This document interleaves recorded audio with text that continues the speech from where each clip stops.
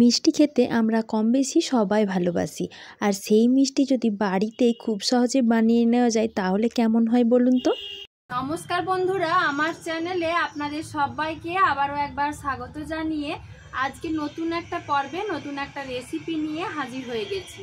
যেহেতু শীতকাল পড়ে গেছে, বাজারে কিন্তু খেজুর গুড় বেশ ভালোই পাওয়া যাচ্ছে, তাই আজ আমি বানাবো খেজুর গুড় দিয়ে নরম পাকের একদম দোকানের মতো চিত্তরঞ্জন মিষ্টি।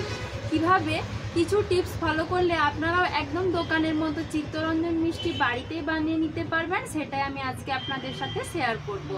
তো আশা করব আপনারা ভিডিওর শেষ পর্যন্ত আমার সাথে থাকবেন। সবশেষে ভালো লাগলে একটা লাইক করে দিয়ে সবার মাঝে বেশি করে শেয়ার করে দেবেন। তাহলে চলুন আমার আজকের রেসিপি শুরু করা যাক। তো দেখুন বন্ধুরা, আমি এখানে 200 গ্রাম মতো ছানা নিয়েছি। ছানাটা আমি বাড়িতেই তৈরি করেছি, সেই ভিডিওটা আমি এখানে দিইনি।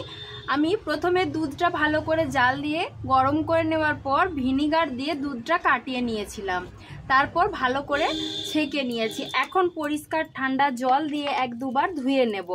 যে কোনো মিষ্টি বানালে কিন্তু এই স্টেপটা অবশ্যই ফলো করবেন, তাহলে কিন্তু মিষ্টির স্বাদটা অনেকটা ভালো হয়।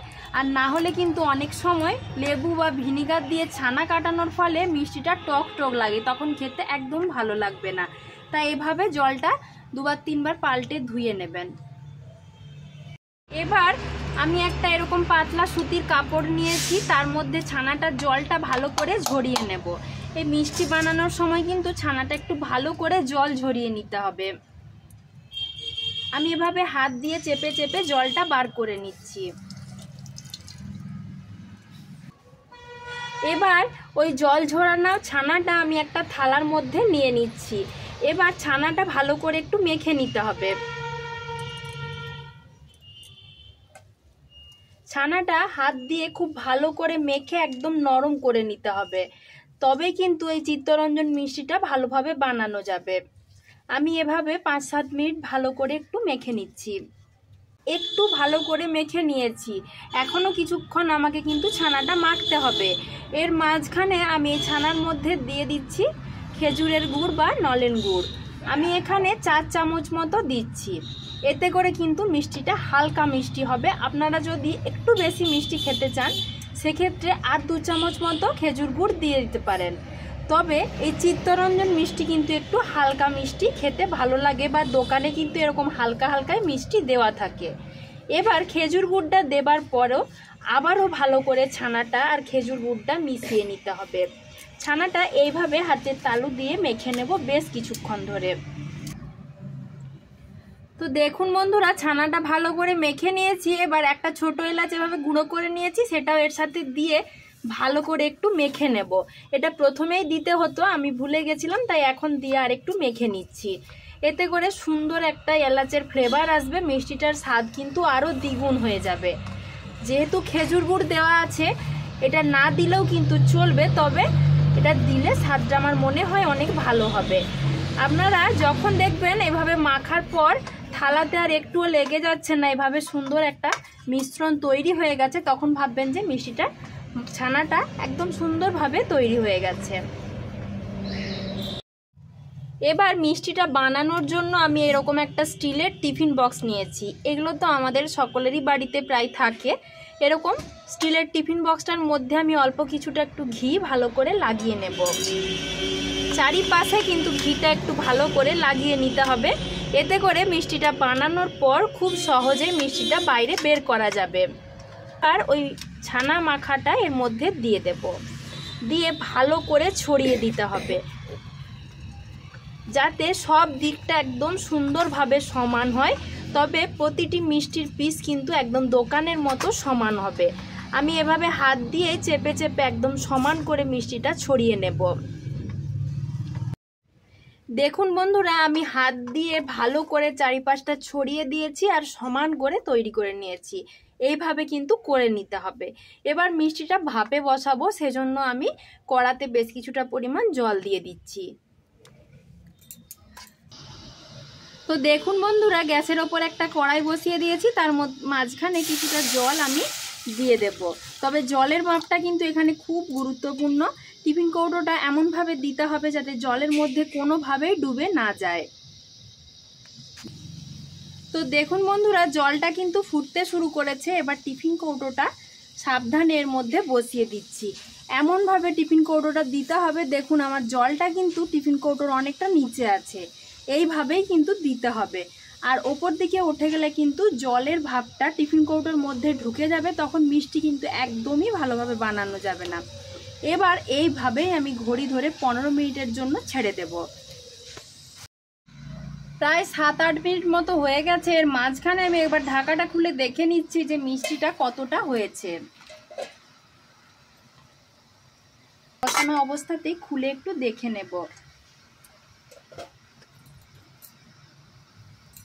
আমি এরকম একটা ছুরি নিয়েছি, ছুরিটা এভাবে ঢোকালেই কিন্তু দেখা যাবে যে মিষ্টিটা হয়েছে কি হয়নি। দেখুন ছুরির গায়ে কিন্তু এখনো অল্প অল্প ছানা এভাবে লেগে যাচ্ছে, সেই জন্যই কিন্তু বুঝে নিতে হবে যে মিষ্টিটা এখনো ঠিকঠাকভাবে তৈরি হয়নি। তাই আমি আবারও ঢাকা দিয়ে দিচ্ছি, দিয়ে আবারও কিছুক্ষণ এভাবে রেখে দেব।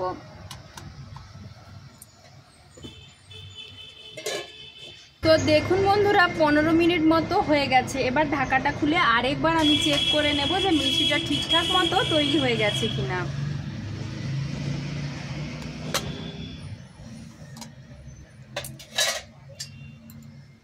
এইভাবে একটা যে কোনো কাঠি হোক বা যে কোনো চামচের পেছন দিকটার দিকে দেখুন, আর কিন্তু ছানাটা ছুরিটার গায়ে লেগে নেই, অর্থাৎ মিষ্টিটা কিন্তু ঠিকঠাকভাবে তৈরি হয়ে গেছে। এবার আমি গ্যাসের ফ্লেমটা বন্ধ করে দিয়ে মিষ্টিটা এর মধ্যেই কিছুক্ষণের জন্য রেখে দেব।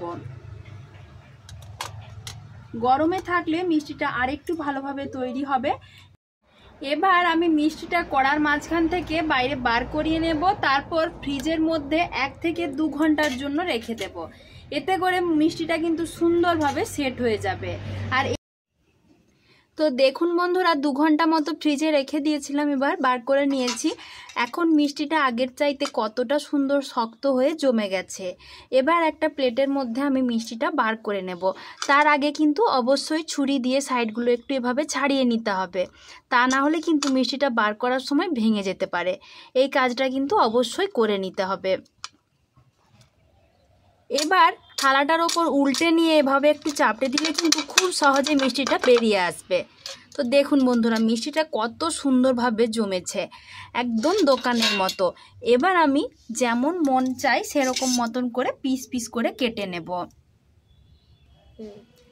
এবার আমি ছোট ছোট টুকরো করে কেটে নিচ্ছি, আপনাদের যেমন ইচ্ছে হয় সেরকম করে কেটে নেবেন। কাটাটা দেখে আশা করি বুঝতে পারছেন যে মিষ্টিটা কত সুন্দরভাবে জমেছে। আমি আপনাদেরকে একটা ভেঙেও দেখিয়ে দেব, তাহলে আপনারা আরও ভালো করে বুঝতে পারবেন।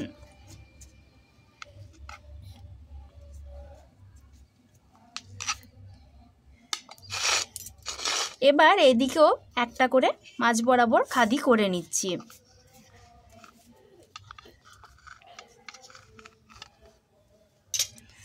তো দেখুন বন্ধুরা, মিষ্টিটা কত সুন্দরভাবে জমেছে আর একদম এত সুন্দরভাবে সেট হয়েছে যে আমি এত নাড়ানাড়ি করার পরেও কিন্তু এটা ভাঙছে না। আর একটা আমি আপনাদেরকে ভেঙেও দেখিয়ে দিচ্ছি, দেখুন ভেতর থেকেও কত সুন্দরভাবে মিষ্টিটা তৈরি হয়েছে। তো দেখলেন তো, দোকানের মতো চিত্তরঞ্জন বাড়িতেও আপনারা কত কম সময়ে কত সহজেই বানিয়ে নিতে পারেন। তাহলে বন্ধুরা, আমার আজকের রেসিপিটা আপনাদের কেমন লাগলো অবশ্যই কমেন্টে জানাবেন। ভালো লাগলে অবশ্যই একটা লাইক করে দিয়ে সবার মাঝে বেশি করে শেয়ার করে দেবার জন্য অনুরোধ রইল। সবশেষে আমি প্রতিটা মিষ্টির ওপর এভাবে অল্প করে একটু কেশর দিয়ে সাজিয়ে নিয়েছিলাম, আপনারা চাইলে দিতেও পারেন বা নাও পারেন। তো আজকের মতো এই পর্যন্তই। সবাই ভালো থাকবেন, সুস্থ থাকবেন, দেখা হচ্ছে পরের ভিডিওতে। ধন্যবাদ।